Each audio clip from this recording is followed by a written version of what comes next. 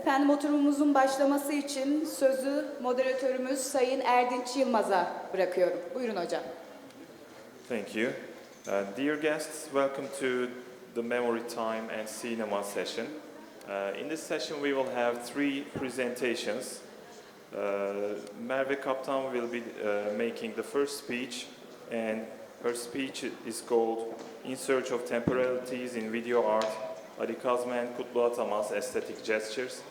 I'm really excited to listen to all of them because they all seem really interesting as far as I could see from the abstracts and the titles. So without further ado, I will leave the floor to Merve Kaptan for her speech. Thank you. Thank you. Can we share my presentation, please?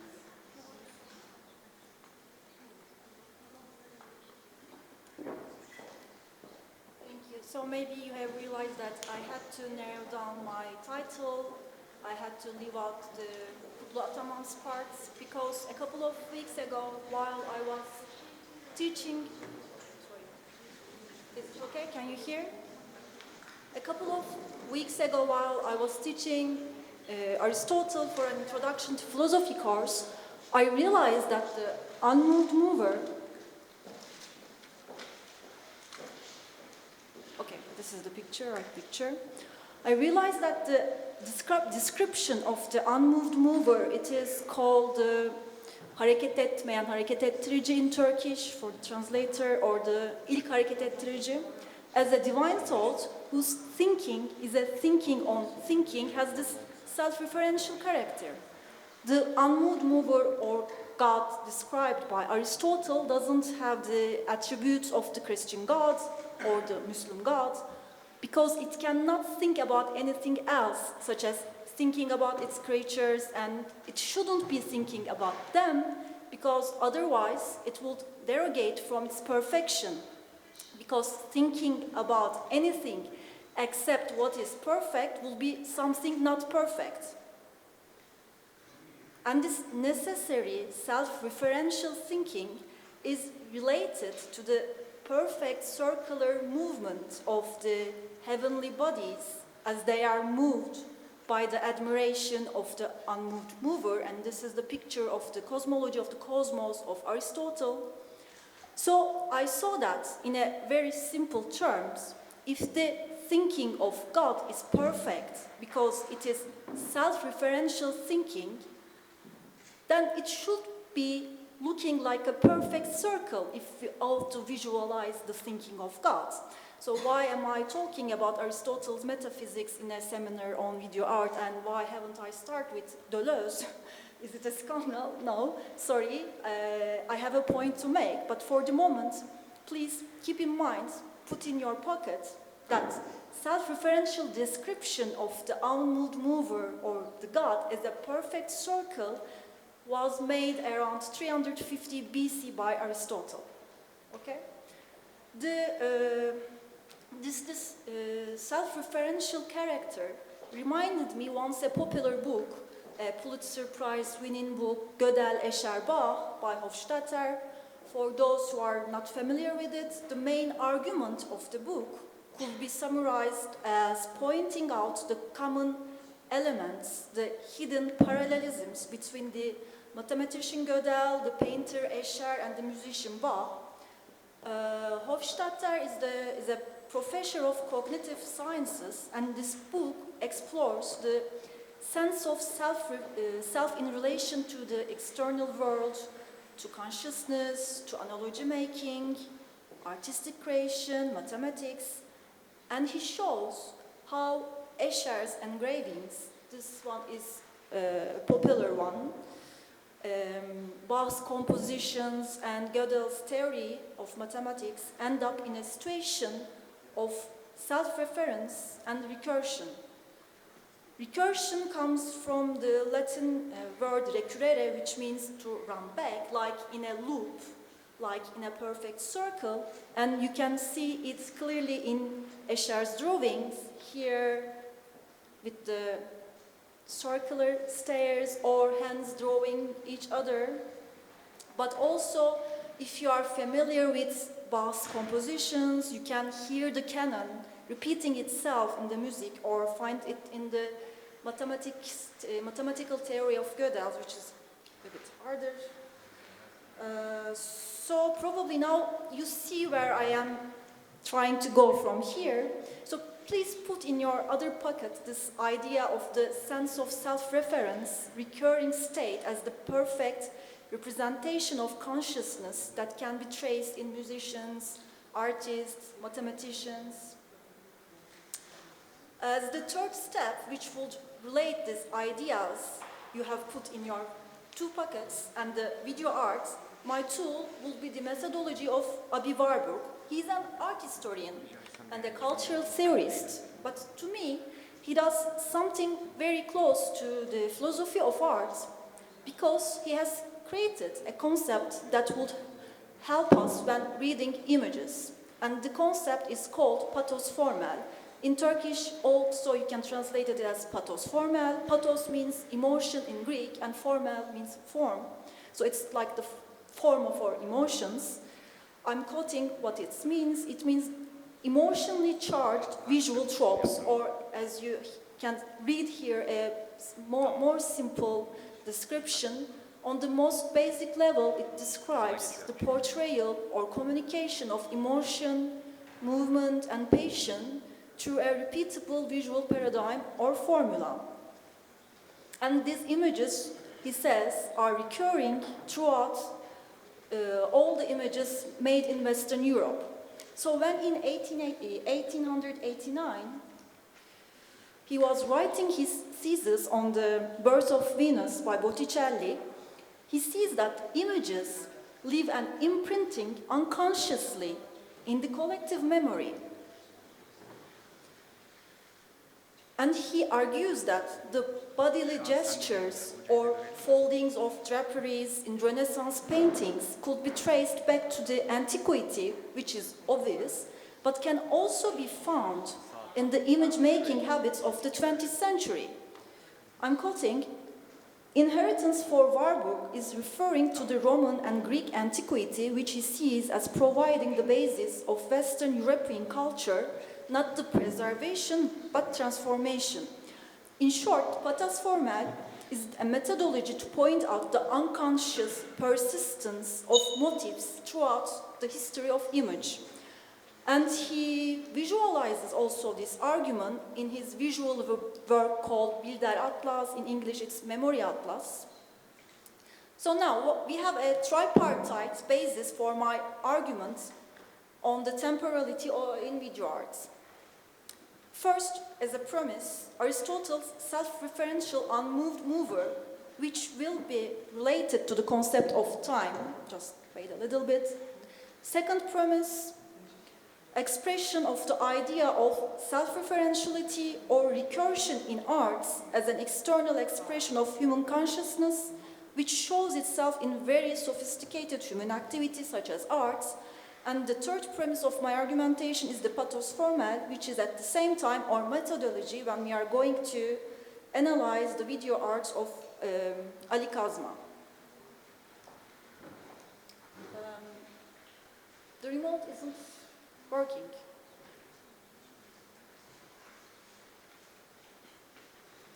Can you play the video, please? This one I can't. So this is a video by Ali Kazma made in 2011. It's called OK.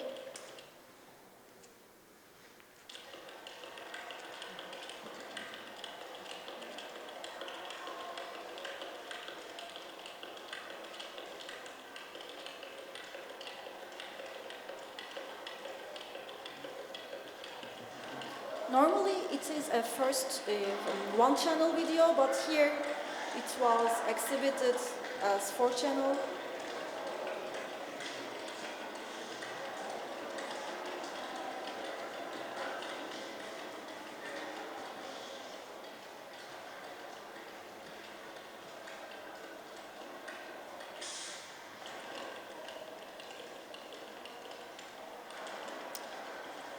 We can now see the second video.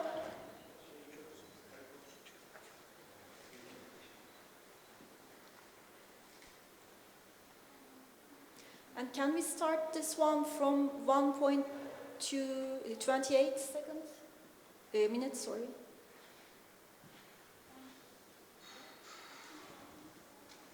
Yes, this is, but yeah, this is fine. And this one is called The Clockmaster, was made in 2006. They are both belonging to the series called Obstructions and Resistance of Ali Kazma's exhibitions, and all deal with human activity obstructed by time or resisting against the time. Here we are in a studio, in an atelier of a workshop of an old clockmaster, and we are seeing him repairing a very old clock.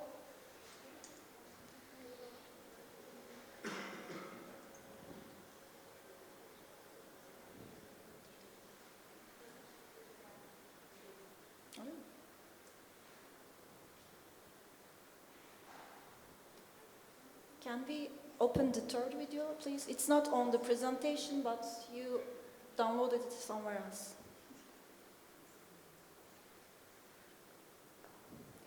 And this one is entitled Written and was made in 2011. This is me who recorded the video when I was visiting the exhibition.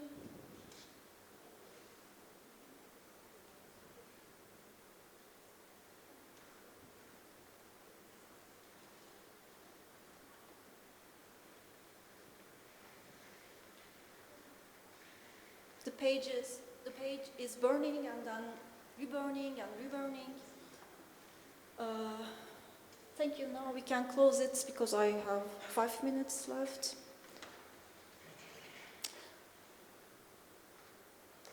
Here, repeated images in these videos are often images of gesture belonging to human bodies, such as hands repairing a clock, stamping papers. I argue that the technique of repetition or recursion, if we use our terminology from the second premise, bring us to the idea of time. On the third video, the loop itself is the visualization of the passing time. With insisting on the recursive images, the feeling of duration disappears as if there is no past, no future, but an eternal present recurring again and again. In addition to this, the repetition, the recurrence also communicate the feeling of rhythm, like in the video where he stamps the papers, and the rhythm is about movement, hence it's about time. So if we go back to our tripartites, the God as a self-referential, perfect circle has some similar characteristic with our intuition of time. It is the question I am asking. The unmoved mover is eternally present. It exists in an eternal presence. And it doesn't have a beginning nor an end. Its thinking doesn't have a beginning nor an end, like the concept of time itself. And if we relate it to the second premise, then the perfect representation of human consciousness as a self-referential image could also be traced back to Aristotle's unmoved mover, recurring state as the perfect representation of consciousness, as the image of perfect thinking, the image of God. And this is what Abi Warburg's pathos formal is telling us. The unconscious persistence of motives, in that case the motive of self-referentiality or recursion as a perfect circular motion, is traceable in Aristotle's conception of unmoved mover as a thought, in Escher's man stuck in the circularity till eternity as an image, and I argue that here in Ali Kazma's work as a moving image. If we further analyze Ali Kazma, we can relate the images to memento mori, the idea referring to the mortality of human body, remember that you will die, which gives rise to the feelings of incapacity or helplessness in the face of time, like in the myth of Sisyphus, the imperfectness of human body who stands against the perfectness of God or the time. Can we say that the loop exists as an unconscious motive? Can we argue that the unconscious assumption of the time as something eternal and perfect And the human body as something doomed to decay, imperfect, is the very motif that is recurring throughout not just the history of images, but also throughout the history of time, of thought, in the form of self-referentiality, recurrency. And I argue that the moving images make this idea more explicit as it exposes time as it is. Thus, the moving image is always in a state of becoming in time. The time is represented, communicated in a more mental way, where becoming is made more explicit. Thank you.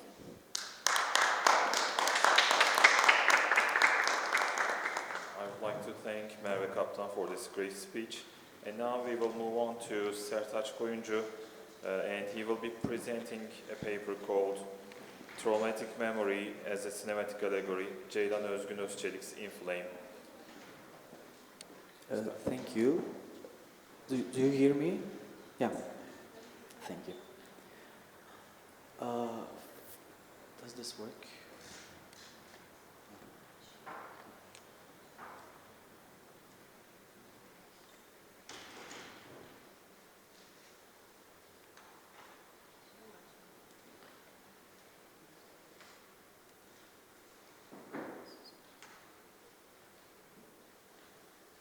The remote doesn't work.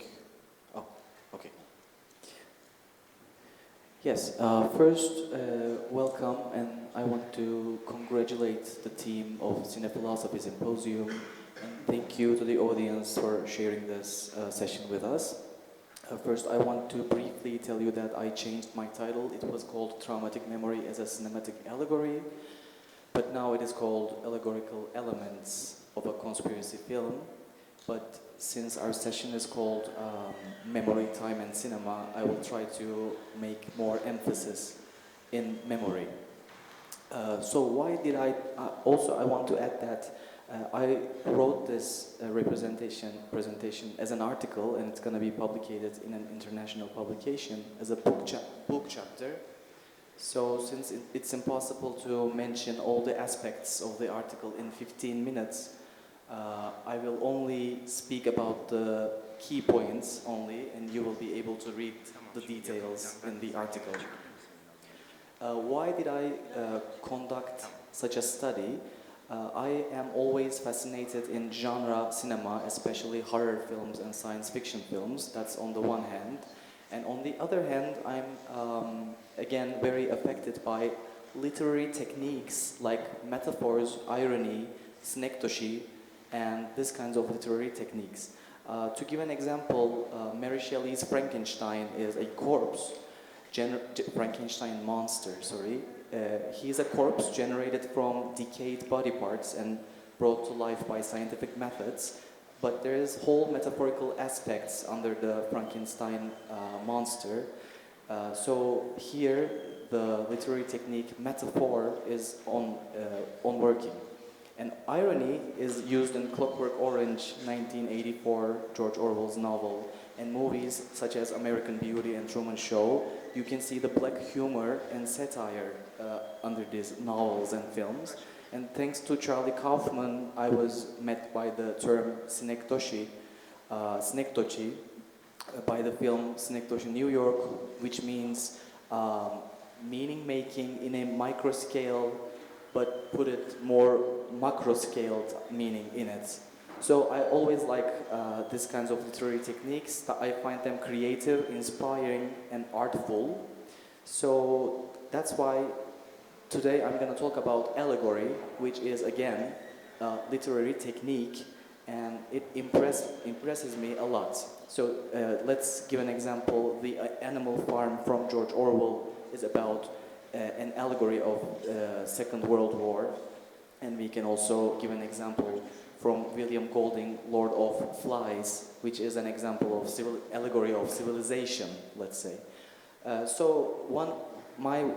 the one hand there is genre cinema, and on the other there is cinematic allegory. I will try to make a connection between these two areas in this presentation. I will define the film Inflame as a conspiracy film, which is a subgenre of the political film, and after I will try to speak about its allegorical aspects within the scope of genre cinema. Let's take a look at the story of Inflame. Hasret, our leading character, a filmmaker in her 30s, edits documentaries at a local news channel in Turkey. After a position switch, she moves to the newsroom, which has recently been monopolized by politics and government-sided media. Displeased at work day after day, disagreeing with the whitewashing of news channel, she finally decides to quit her job, isolating herself in the flat left to her after her parents' death 20 years ago. Paranoia slowly begins to take hold of her psyche, and she asks questions like, did her parents really die in a car crash, or was it something politically charged? When she pokes around the old items she finds in the house, photos, tapes, childhood pictures, and oil paintings from her past, will make her remember how her parents died 20 years ago. In the finale on the film, it is revealed that Hasret lost her parents in a traumatic event in Turkey's history, the Sivas massacre, in which a group of intellectuals were massacred in the Madımak Hotel. The building was set on fire by an angry crowd. Allegory is a literary technique, a rhetorical strategy, and an art form that has permeated philosophy, religion, history since Plato. From the past to the present, it has attracted the attention of politicians, art historians, and others. Ismail Chabier states that the concept of allegory in the traditional sense comes from Greek allos, which means other, and agorein, which means to speak in public place. And he defines allegory as a kind of utterance in which someone says one thing but means another thing, or makes manifest one thing to allude to something else. Let me just summarize some of other theologians' allegory concepts. It means said in secret. It means unsuitable for the public. Also, but simply, allegory means to speak differently, to say other things, to say other than that which is meant. Fletcher's defines allegory as a symbolic mode. Fry tells that you can organize allegory from the most allegorical to least allegorical.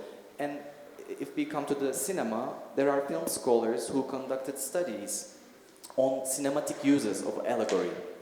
For example, Frederick Jameson tells that all texts from the third world are necessarily and very specifically allegorical, and caused controversy by suggesting that these texts should be read as national allegories from third world. In this representation, I will try to speak about allegorical elements used in cinema through a sample film, Inflame, by Ceylan, Özgün, Özçelik. Now I will proceed with the subgenre of conspiracy film and allegorical meanings. Michael Ryan and Douglas Kellner state that the number of conspiracy films, a genre of films critical of American institutions and society, increased in 1970s. Actually, it emerged in 1970s. And conspiracy films such as Manchurian Candidate or V for Vendetta in 2000s were allegories reflecting liberals' fears of right-wing oppression. According to Kellner, these films provide allegorical representation that interpret, comment on, and indirectly portray aspects of an era. Let's come to Turkey. Gizem Şimşekkaya finds 149 thriller films were made in between 1914 and 2019. And there are conspiracy films in Turkey's history too, like Leopard's Tale, Fog and the Night, and In the Faith.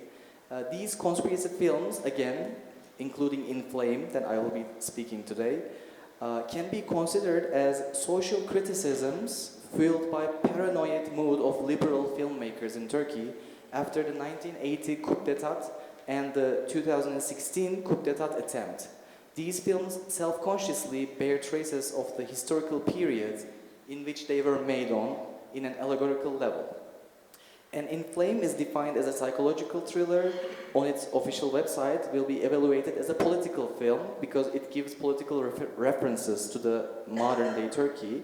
The political position of the film stems from the position it takes in the tension between secularism and Sharia law, Islamic law. The conspiratorial atmosphere of the film is based on a sense of paranoia, anxiety created by conservative policies that threaten liberal democratic conditions. Xavier's concept of modern allegory involves two kinds of allegory. One of them is intentional and the other one is unconscious. Intentional allegory strategically constructs cultural codes and openly uses allegorical mode. In this use, the viewer will reveal the meaning that is intended to be passed to her or him during the watching experience by decoding the constructed codes in this intentional allegory. And also there is unconscious allegory, which means that viewer interprets the meanings of the film, but the creator didn't intend it to make it allegorical. But in our case, Inflame deliberately uses the allegorical mode, so it is intentionally allegorical. And also, I can say that Xavier tell us about contemporary allegory involves the dialectic of fragmentation and totalization, and especially this becomes evident in national allegorical films. This dialectic is expressed by the fact that society echoes in the individual, vice versa, and the reflections of macro-scale turmoils experienced in society on individuals, especially during a period of crisis. If Inflame is also considered a national allegory, the reflections of economic crisis experienced in recent history of Turkey at 2008 and the Gezi Park protests at 2013 and coup d'etat attempt in 2016. References in the film become more and more obvious. And finally, I will briefly speak about three aspects of allegory. I know in the slides there are four, but I don't have time for the fourth one. I will speak about allegorical time, space, and characters. The story occurs in a very similar environment to today's Turkey. The historical references mentioned throughout the film do not indicate specific events related to recent history of Turkey directly, but through modified or ambiguous substitutions of them. The park image is an allegorical reference to the Gezi Park protests. The city image is a reference to the violent urbanization policies of the Justice and the Development Party. And the house image is a reference to the burnt down Madımak Hotel of the Sivas massacre. One of the most important elements that establish the atmosphere of Inflame is the image of the city, construction machinery covering the sky, air and noise pollution, huge industrial pipes smoking black gas, garbage containers, crooked buildings and business centers have taken the entire space. The experience of the city increases her suffocation and claustrophobia thoroughly. Out of all these chaos, the only place that Hasret feels good is the park in the city center. The park is far from the noise of the city, the sounds of birds are heard, the autumn leaves cover the cobblestones. The park image references to Occupy Gezi Park protest experience in Turkey's recent history and includes a number of symbolic meanings in our collective memory now. Violent urbanization and destructive urban renewal policies, neoliberal privatization policies, ecological hostility, struggles for equalization, disproportional violence of the state and the polis, the restrictions of free media and the domination of government-sided media. The park represents a kind of mourning and makes Hasret think about her past, and the opposition between the city and the park establishes an allegorical tension. Hasret gradually becomes completely alienated from the environment she lives in. She locks herself in her home and tries to find out what happened to her parents 20 years ago. Memories emerge from her drawings, her childhood, antique household items, and similar objects, and each of them helps Hasret remember the past. The allegorical space of Hasret's house become expressive of Hasret's past traumas. And lastly, I will speak about allegorical characters.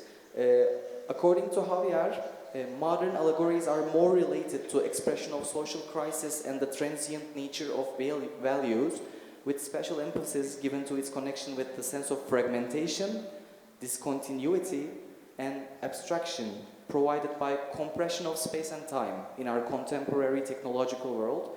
In this respect, Hasret, being an editor, is a reference to the film's approach to memory and reality allegorically. And let's see some images from Sivas Massacre here. Since the remembering is political, the allegorical representation of social trauma makes the film a political one. The Sivas Massacre is a traumatic event in Turkey's history, and it has gone down in history as one of the most brutal massacres in the history of the Republic. 36 people died in the incident and 60 were injured. It is mourned every year on the anniversary of this tragic event with the slogan, "We won't forget and we don't let anyone forget." To sum it up, I want to lastly make emphasis on modern allegory's potential today, because for some of literary critics, allegory died in 18th and 19th century and it's not fashionable today. Orhan Pamuk thinks this way too. But new concepts of allegory, contemporary allegory, I think this literary device will help enrich cinematic language and aesthetics of cinema.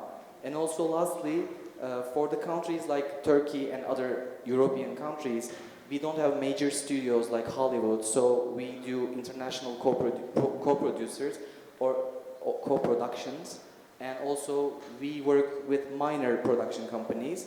That's why filmmakers are using genre codes like horror, conspiracy film, sci-fi to make the memory and the past of social trauma more understandable for the audience, for a major of audience. That's why I think it is very prolific to think this way, allegory and genre films together to enrich the cinematic language. Thank you for listening.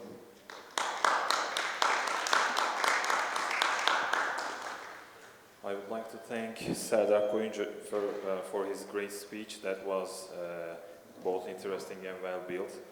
Thanks for that. And now we will move on with Başak Şiray. She will be speaking about her speech, about her research titled When They Met Themselves, Doppelgönger Theme and the Perception of Self as Other in Recent Science Fiction Films. Thank you. Thank you. First of all, I would like to thank you, the organizing team, Cinema Philosophy, for this symposium. And my paper today I'm going to present is titled as When They Met Themselves, Doppelgönger Theme and the Perception of Self as Other in Recent Science Fiction Films. Although when I said recent science fiction films, there are many enlisted films, but I will going to select some of them. Here, the title When They Met Themselves, it's derived from Rossetti's painting, which is titled How They Met Themselves. So this pre-Raphaelite painting, influenced by the Romantic period, was fascinated by the idea of doppelganger, twin walkers and doubles. So, but they were actually intrigued by how it is possible. And today we know, because science fiction movies show us the scientific endeavors like cloning technology or time travel machines, they show us that it is possible, quite possible, to meet your other self. This encounter is possible, but I'm interested in the moment this encounter happens. And it's tied spatio-temporal relationships, which can contribute aesthetic discourses. So, according to 1933 edition of Oxford Dictionary, doppelganger is translated from German as Doppelgönger or double walker. But instead of this English translation in literature, Doppelgönger is preferred because it's uncanny nature. In many cases, the literary doppelganger appears to be the figuration of the absent, in the sense of the representing the repressed, unfulfilled wishes or fears of personified alter ego that challenge the classical concept of coherent self. And starting from the theme doppelganger as a literary fantasy of the fragmentation of the self between inside and outside, the accepted and the rejected, I would like to focus on the moment, as I said earlier, the characters encounter with themselves and assert how selfhood is transferred to the screen.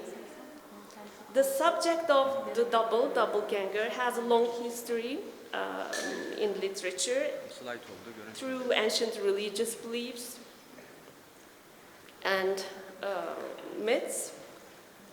The perception of one's double is how it's inherited quite easily to the filmic imagery. So we know the Egyptian god, the Roman genius, and the Greek demon represent aspects of the spiritual self, as well as we are more the famous Narcissus, drawn into his own image, initiating the reflective imaginary space of gaze on the flickering self. In literature, doppelgangers, the projection of self, embody various degrees of distinctive aspects, features, and autonomy. Being personified as the other self, they haunt and challenge the protagonist's internalized image of herself. So the result of an encounter to this externalized self, which is a threat to the integrity of inner self, either reveals itself as an acceptance of the rejected, self-knowledge, or self-destruction, as in the listed books in the history of literature. So these characters are haunted and followed by their often evil, sinister likenesses. And when we come to the history of cinema, the experimenting with trick photography and double exposure technique, doppelganger shot application was first realized in early German feature film called The Student of Prague, 1913. Paul Wegener playing the lead and his own double as well. The doppelganger plot based on elements adapted from, of course, various literary works. And this film is about a poor student attending the University of Prague who finds himself in financial troubles. He willingly accepts a deal with a magician that he will give up his reflection for money.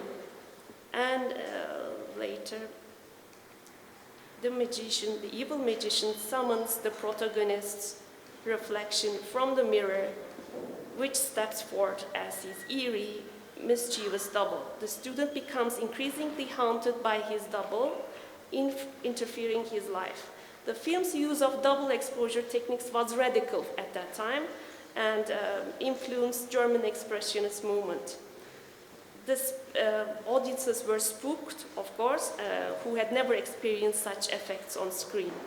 The idea of copying the protagonist's actions and reverting them to a new direction in the age of technological reproduction contributes to the ongoing debate about the soullessness of the medium. Soullessness of the medium. As if you think about the Walter Benjamin canonical text, the work of art at the age of technical reproduction. So in this film, the illusion to the transportable reflection refers to the actor's fear of the soul-stealing mechanism of cinematic reproduction and to film stars' artificially created identity. And this one is more than 100 years after the film Student from Prague, the doppelgangers reverted soulless content portrayed through the magical obsession of technical production is similarly depicted in Gemini Men, directed by Ang Lee, 2022, where the starring Will Smith gives life to younger clone through CGI technology. So this computer-generated imagery technology was quite discussed by the audience and criticized if this copy, computer-generated copy, is truly authentic. This film's technological reproduction techniques are more discussed than the film itself. Although doppelganger phenomena recurs in different forms and contexts in history of cinema, like Maya Deren's Meshes of Afternoon and Kieslowski's Double Life of Veronique, it's mostly seen in American science fiction films like the films listed here. While time travel, parallel universes, and cloning have appeared in recent science fiction films, protagonist's encounter with her double has become a popular scene that portrays the semi-eerie pleasure for both the narrated character and the audience. The cinematic transference of shock after meeting the personified image of the character, the confusion and difficulty of distinguishing between the real character and his or double, is the leitmotif in films.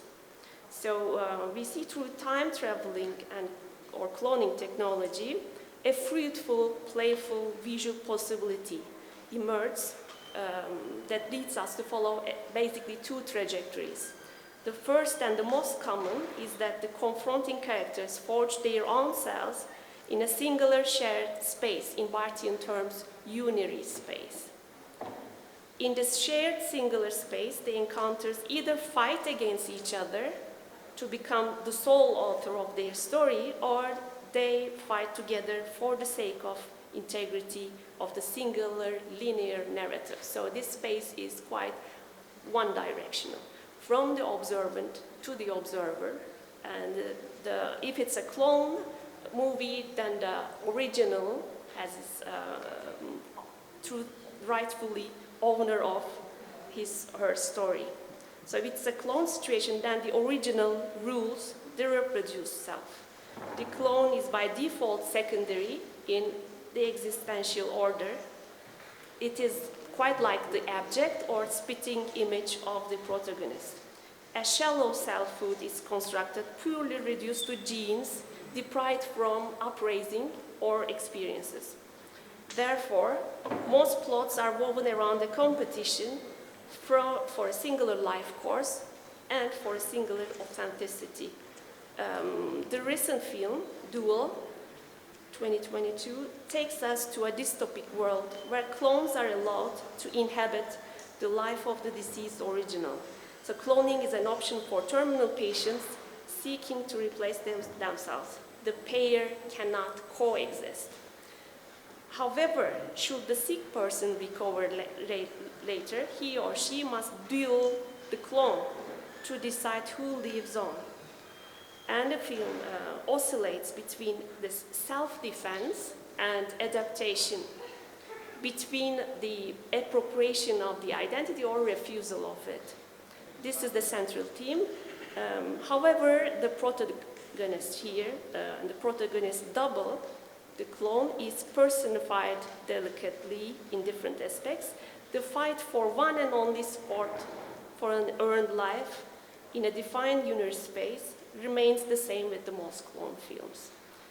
The film resolves when the original loses the fight, and the clone proves that she is a better substitute for the protagonist's own life.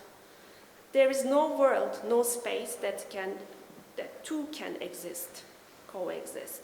For a clone to exist in the same world with the original, she must be aligned for, let's say, a rescue project.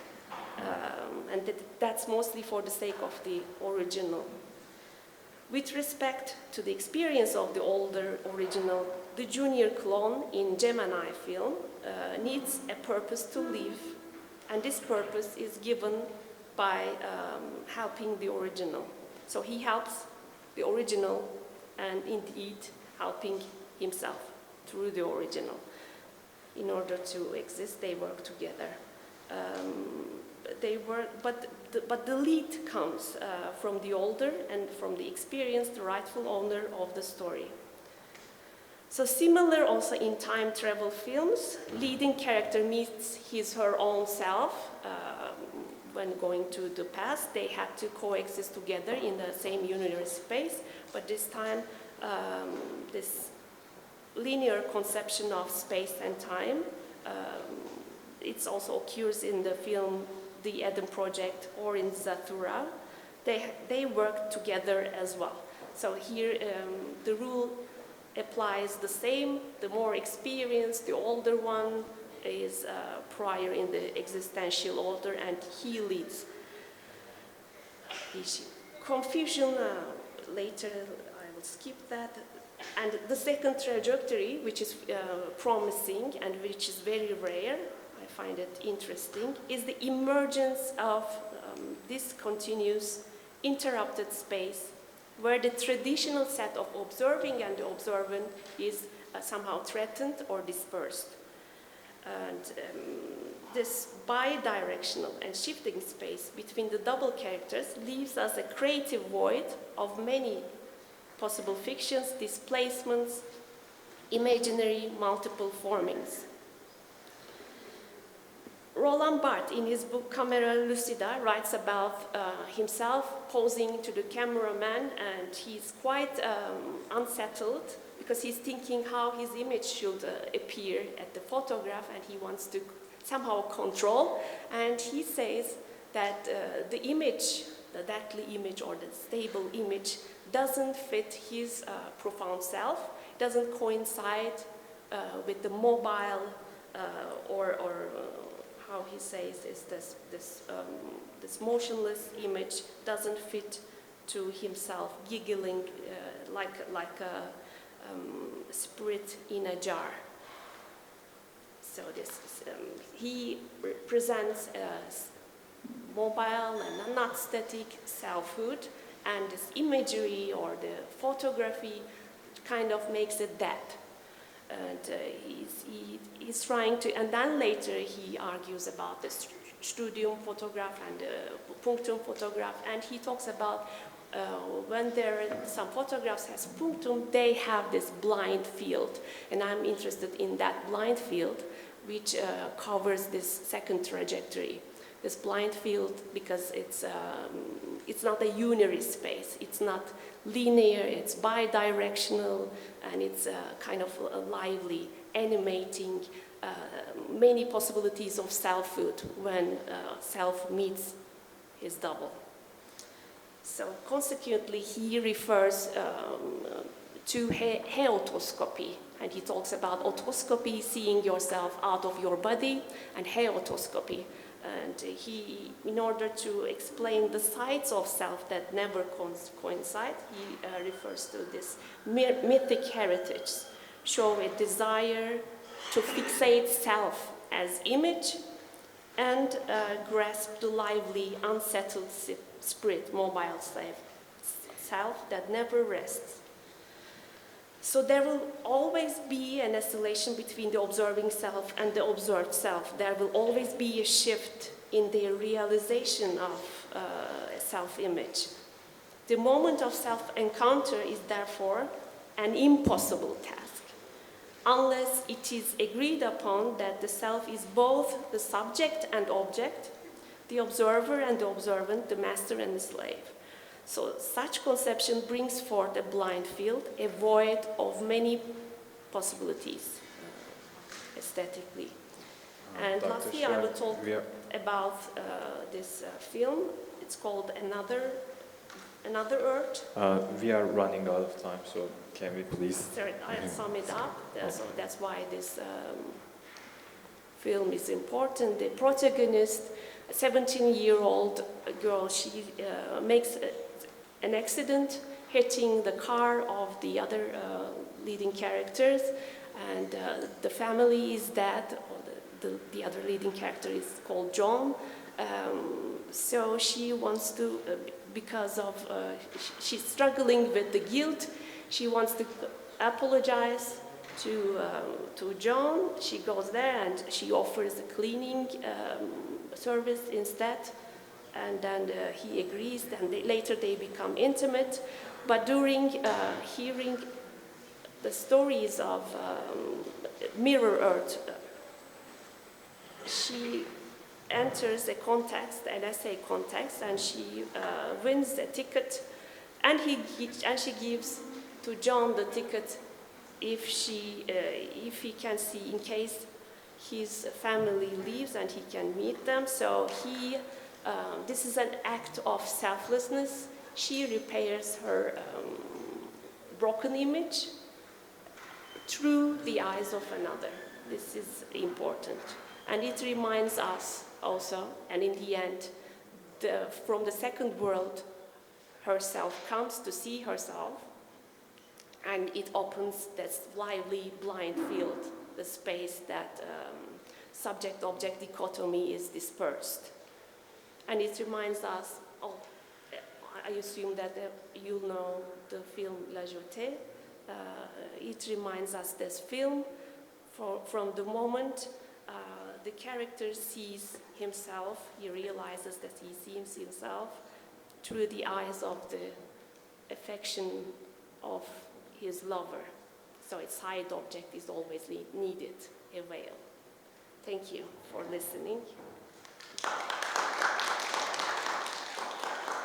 I would like to thank all our three speakers, Merve, Kaptan, Sertaç, Koyucu, and Başak, Şiray. We appreciate all the time and effort they have put into this. And right now I would like to ask the audience if they have any questions.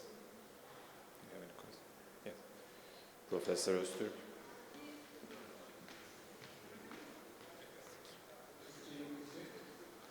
Siz nasıl isterseniz. Önce o zaman İngilizce sorayım, daha sonra Türkçe'ye çevireyim. I thank you for your contributions.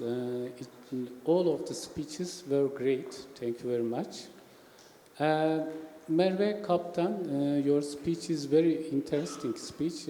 I didn't think that there was no correlation between the self-referential thinking and now I am asking my question. Actually, my question is this.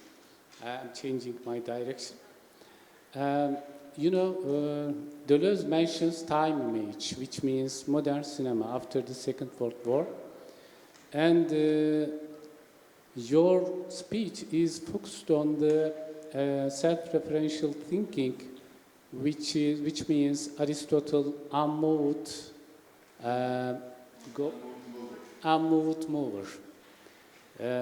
So time can be felt in terms of unmoved mover, as I understand your point. So, do you think that is there any relationship between the time image and the unmoved mover?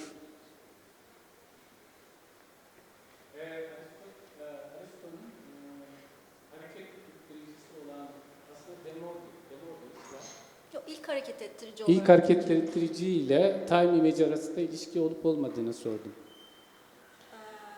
Shall I answer it in English or Turkish?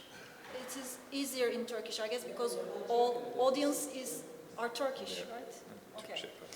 Şimdi şöyle, zamanın birçok açıdan temsil edilebileceğini düşünüyorum ve bunlardan bir tanesi bu zamanın circular, döngüsel olarak temsil edilmesi.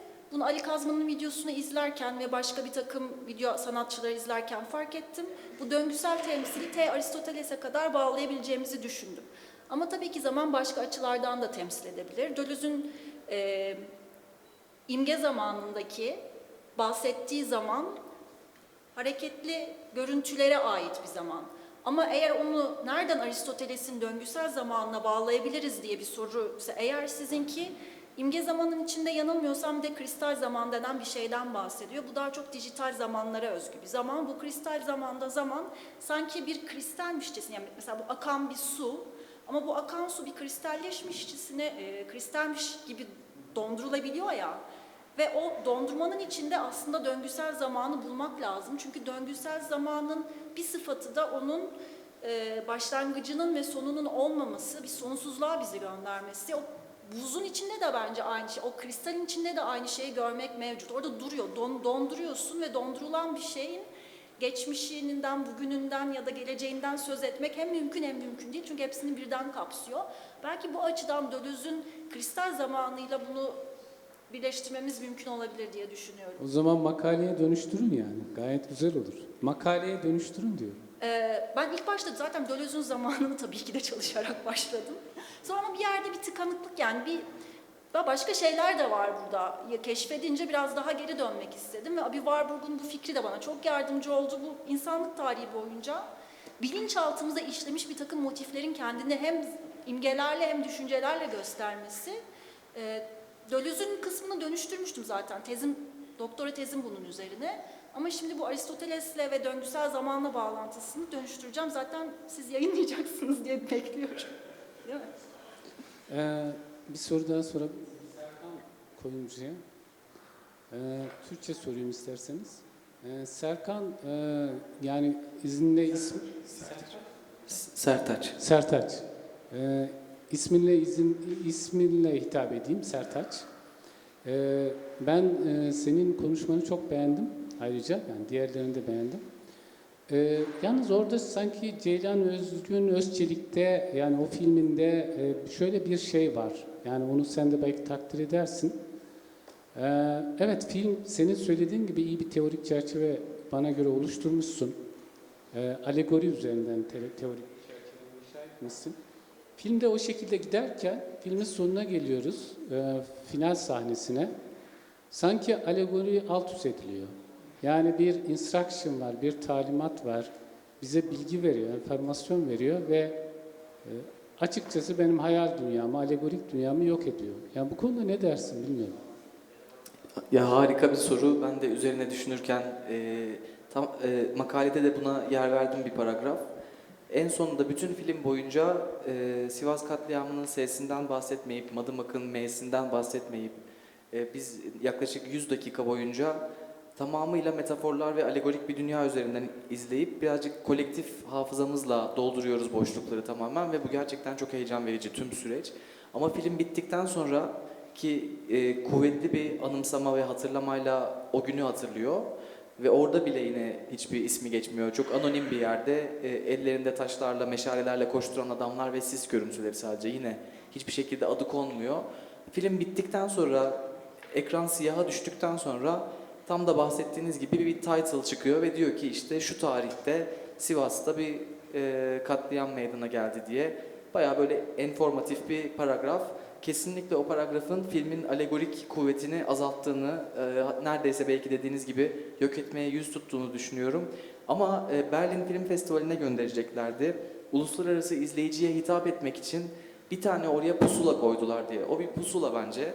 Kesinlikle filmin bütünsel estetiğiyle hiçbir alakası olmayan, uluslararası izleyiciye bakın burada böyle bir şey yaşandı hani bilginize diyen bir yazı. Türkiye izleyicisi için bence hala film kesinlikle alegorik bir deneyim sunuyor ama uluslararası izleyiciye o ipucuyu vermesi bence alegorik estetiği kullanmadığı anlamına gelmiyor. Ama sorunuz için çok teşekkür ederim. Çok kritik bir nokta bence de. Başka sorumuz var mı acaba?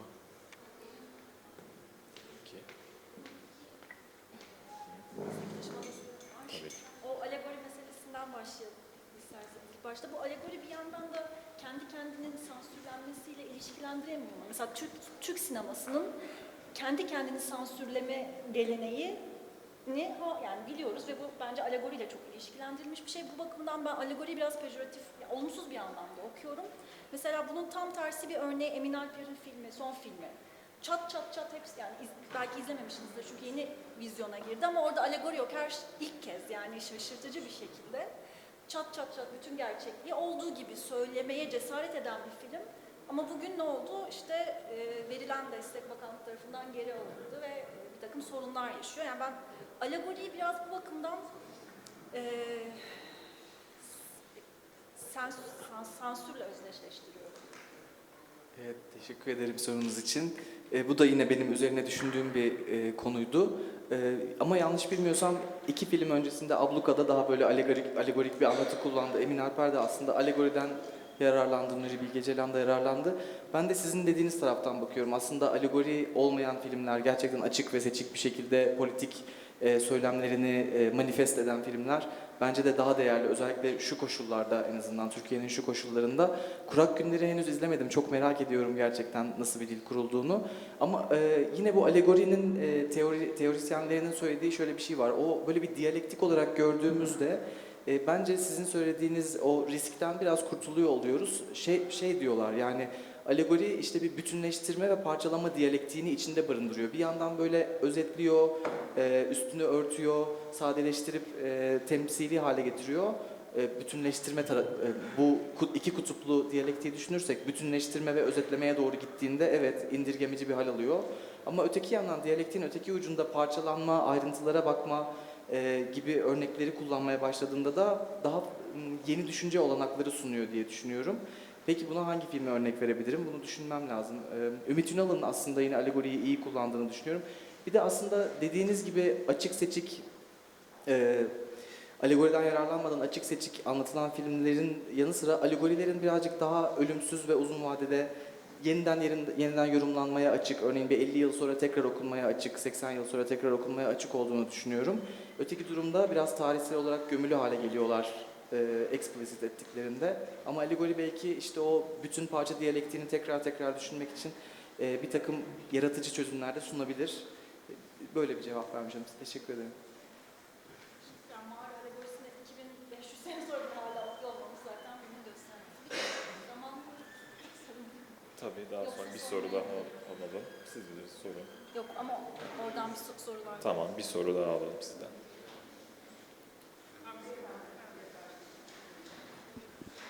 Çok teşekkür ederiz. Gerçekten çok harikaydı. Ben Sertaç Bey'e bir şey soracaktım. Öncelikle sağımdan farklı bir perspektiften baktığımızda alegori biraz daha erotik geliyor bana. Diğeri biraz daha pornografik olmuş oluyor. Tabii şey olarak kullanıyorum, literatür olarak. Farklı olarak kullandığımı fark ediyorsunuz. Allegori yapıyorum. Millet Bahçesi o zaman sizin söylediğinize göre Gezi Parkı'nın istençli ya da istençsiz olarak alegorinin bozulması şeklinde mi yer almasını düşünmemiz lazım? Parklar bahsinde alegorik bir yaklaşımdan bahsettiniz. O noktada nefes alınacak alanlar ve iki karşılaştırma noktasında onu merak ettim. Bir de Merve Hanım'ın harika sunumu için tebrik ediyorum. Döngüsel mesele yine insanda da olan bir durum. Pozitif feedback dediğimiz geri bildirim, olumlu geri bildirim dediğimiz şey. Ama devam ederse insan için tabii ölümcül oluyor. Tek problem bu o. Fakat yaşamsal döngüde gerçekten çok önemli. Özellikle hafızanın konsolidasyonunda yani yoğunlaşmasında bu pozitif feedback'e, loop'lara çok fazla ihtiyaç var. Yani genel anlamda bizim söylediğimiz tekrar etmeyelim, işte düşünelim daima dediğimiz şey aslında belirli noktalarda yanlış. Neden? Çünkü bize öğretilen eğitim sisteminde maalesef döngüsel şeyleri fazla kullanmadığımız için veriyi öğrenmemiz ve veriyi kavramamız noktasında problemimiz ortaya çıkıyor. Çünkü sadece transit olarak bir veriyi alıyoruz, tüketiyoruz veriyi. Verinin devamlı olarak üretilmesi ki bu sempozyumların en önemli şeyi aslında hafızanın konsolidasyonu olmuş oluyor. Bu noktadaki bu konuya dikkat çektiğiniz için de gerçekten tebrik ediyorum. Çok sunum tekniği olarak da mükemmel bir sunum tekniğiydi. Heyecanla diğer sunumlarınızı bekliyoruz. Çok teşekkür ediyorum. Bilim kurgu benim direkt saham olduğu için ben soru sormuyorum. Onu ayrıyetten konuşuruz diye. Ama orada da dizilere fazla yer vermediniz ama muhtemelen siz de o konuda en başat dizi Fringe. Fringe inanılmazdır. Yani bilim kurguda Olivia karakterinin inanılmaz bir paralel dünyalar meselesi gerçekten bilim kurguda şu anda zirve yapan hem Doppelgönger hem o kavram hem de paralel dünyalar gerçekten şu anın en yükselen değerlerinden bir tanesi. Hele Metaverse ile birlikte daha da artacak gibi duruyor. Çok teşekkür ederim. Teşekkür ederiz. Durumda Sorunuzu doğru anladıysam cevaplamaya çalışacağım. Şunu sordunuz değil mi hocam? Park'ın filmdeki temsil edilişi dolayısıyla bizim Türkiye'de yakın... 1984'ü duymamışım. Evet. Ha tamam.